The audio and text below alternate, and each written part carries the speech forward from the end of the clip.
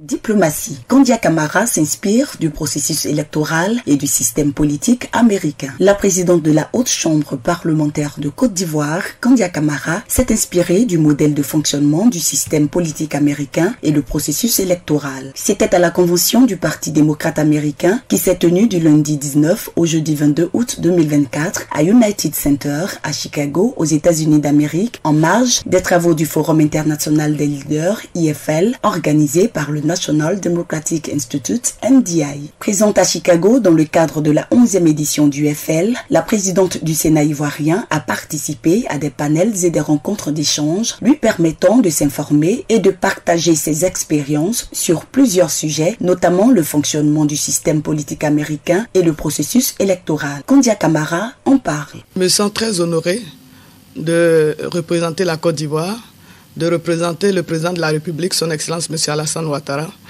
à cet important rendez-vous qu'est la 11e édition du Forum international des leaders. Et je profite de l'occasion pour remercier le NDI qui nous a adressé cette invitation. Vous avez un panel qui a parlé de la politique américaine et du processus électoral aussi ici. Vous savez que l'année prochaine, la Côte d'Ivoire organise l'élection présidentielle. Vous savez que les États-Unis ont plus de 240 ans de démocratie. Et c'est l'occasion pour nous qui avons toujours pour ambition de renforcer le système démocratique en Côte d'Ivoire, de pouvoir nous inspirer de leur longue et riche expérience. La présidente du Sénat ivoirien s'est dite surprise de constater que même aux USA, un défi majeur subsiste en termes de participation des femmes et des jeunes en politique. Et je me rends compte que les défis sont pratiquement les mêmes dans tous les pays. C'est un véritable challenge de faire participer les femmes et les jeunes à la politique. Et c'est un défi aussi pour la Côte d'Ivoire puisque nous-mêmes nous travaillons ardemment pour faire en sorte qu'il y ait une plus grande participation des femmes et des jeunes au processus électoral. Elle a appelé les médias et les journalistes ivoiriens à plus de responsabilités et à travailler dans le but d'une élection apaisée. Un panel sur comment les médias peuvent contribuer non seulement à informer, sensibiliser, former, mais aussi comment éviter aujourd'hui avec les réseaux sociaux que les médias ne constituent un problème.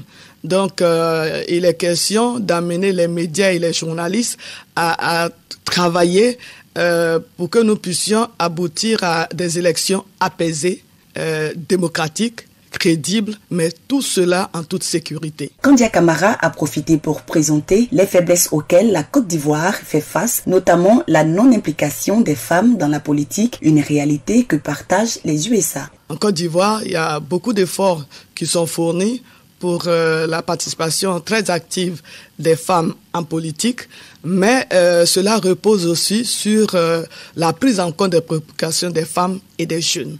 Et on s'est rendu compte que ici aussi aux États-Unis, c'est la même problématique. Les efforts sont faits par le président de la République en matière de promotion des femmes. Nous avons pu échanger avec des leaders sur la contribution financière du président de la République, de la première dame, pour une plus grande autonomisation des femmes, pour que les femmes aient les moyens de s'occuper de leur famille, mais aussi de faire de la politique. La présidente de la Haute Chambre parlementaire a affirmé que l'une des leçons qu'elle a apprises lors de cette convention est que les dirigeants américains et ivoiriens sont pratiquement sur la même longueur d'onde en matière de gouvernance. Et elle repart du pays de Joe Biden avec beaucoup d'enseignements. Rappelons qu'au terme des travaux du Forum international des leaders, la présidente Kandia Camara rencontrera la diaspora ivoirienne établie à New York.